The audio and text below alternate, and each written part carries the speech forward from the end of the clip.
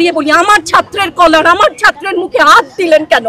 বাংলাদেশের মুখে চাপ ধরে আছেন, এই সমস্ত ভয় আর দেখিয়েন না। অনেক হয়েছে, আর না, আর না। আমার ছাত্রদেরকে টেনে টেনে ধরে নিয়ে যাচ্ছে। কি হিসাবে, কোন বিচারে? একটা মারবেন 10টা আসবো, 10টা মারবেন লক্ষ আসবো। সারা দেশের মানুষ, মা বাপ সব একসাথে দাঁড়াবো। যে 6 সমন্বয়কারী হেফাজতে আছে তারা অনশনেও আছে। আমার বাচ্চাগুলা না খেয়ে আছে, আমাদের বাচ্চা না খেয়ে আছে। আপনাদের ঘরে নাই? এই পুলিশ ভাইদেরকে বলি, এদের বাপ মা নাই, এদের আত্মীয় স্বজন নাই? এদেরকে কেউ বলে না যে তোমরা কি করছো? এদের সন্তানরা পেছনে নাই? এদের সন্তানদেরকে, এদেরকেও তো আমরা বড় করেছি, এদেরকেও তো আমরা শিক্ষা দিয়েছি। চালানগুলি আমাদের উপরে। আমার শিক্ষকের গায়ে হাত, কত বড় ঔদ্ধত্যপূর্ণ আচরণ! আর হবে না তো।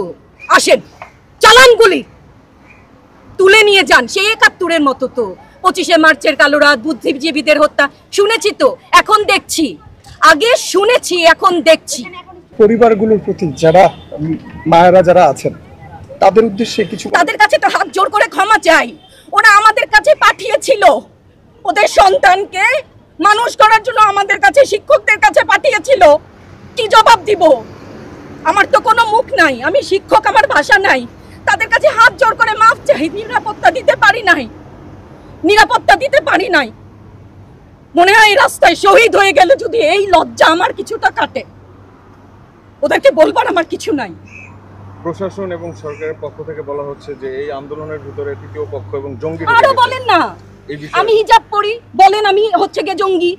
আরো বলেন না, যারাই প্রতিবাদ করছে জঙ্গি। হ্যাঁ, 71-এর সময় জঙ্গি এক যদি চেহারা অমন হয়, 24-এর জঙ্গি চেহারা এরকম হবে। তাহলে গত কিছুদিনে বাংলাদেশ থেকে যে পরিমাণ গ্রেফতার হয়েছে তাতে দেখা যাচ্ছে যে 85% সাধারণ মানুষ, যারা কোনো দল করে না। এই বিষয়ে দল করলেও বা ক্ষতি কি?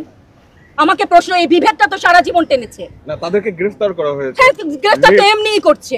দল করলেই কেন? দল করার এটা স্বীকৃতি দিতে হবে। দল করলে ক্ষতি কি? অধিকারই তো চাচ্ছি, সাধারণ মানুষের অধিকার চাচ্ছি, ক্ষতি কি? কেন বারবার আমাদেরকে এই কথাটা শুনতে হয়? এই বিভাজনের সুযোগ তো তারা বারবার নিয়েছে, আবার কেন? ধন্যবাদ। আপনার সন্তানদের উদ্দেশ্যে যদি সর্বশেষ কিছু বলে দেন। আমাদেরকে মাফ করে দাও, কিন্তু পিছু হটবা না, ভয় পাবা না। তোমাদের শিক্ষক আমরা লজ্জা পাই, তোমাদের থেকে শিখেছি। তোমরা যেমন আছো আমরাও আছি। যতদিন না 9 দফা ওদের মান না হয়, ততদিন মাঠ থেকে সরবো না। সেখানে 8 বছরের 6 বছরের শিশু বাচ্চা মারা গেছে বিভিন্ন জায়গায়, তো সেখানে আপনি এবং আপনার ফ্যামিলিকে এই দেশে সেফ মনে করেন? কেউ নিরাপদ না তো। আপনি নিরাপদ? সংবাদ কর্মী আপনি কি আত্মসম্মান বিসর্জন দিয়ে বিভিন্ন নিউজ, লেবুর বাম্পার ফলন নিউজ করতে হচ্ছে না? আপনারও লজ্জা লাগছে না? আত্মীয় স্বজনের কাছে মুখ দেখাতে পারছেন না তো? আপনার হয়ে আমি লড়ছি, আমাকে সহায়তা করেন। প্রধানমন্ত্রী বলে থাকেন যে স্বজন হারানোর বেদনা সে বুঝেন, তো এই বিষয়ে সেসব জায়গায় আপনাদের কি বলার থাকবে ম্যাম? মানে দেখুন, এটা ওনারটা অবশ্যই উনি বুঝেন। ওনার সময়ও আমরা কিন্তু একাত্মতা প্রকাশ করেছি।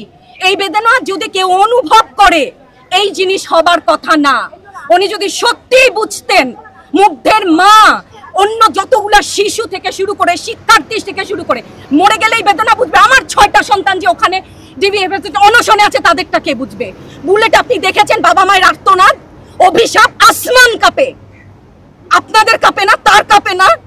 অভিশাপের ভয় হয় না? বুকগুলা যাত্রা হয়ে গেছে আমার সন্তানদের। রাবার বুলেট বলবেন, কি বলবেন? এগুলা অস্ত্রের মুখে দাঁড়িয়ে আছে, আমাদের পয়সায় কেনা বুলেটে আমাদের সন্তানদের আপনারা বুলেট ছুটছেন।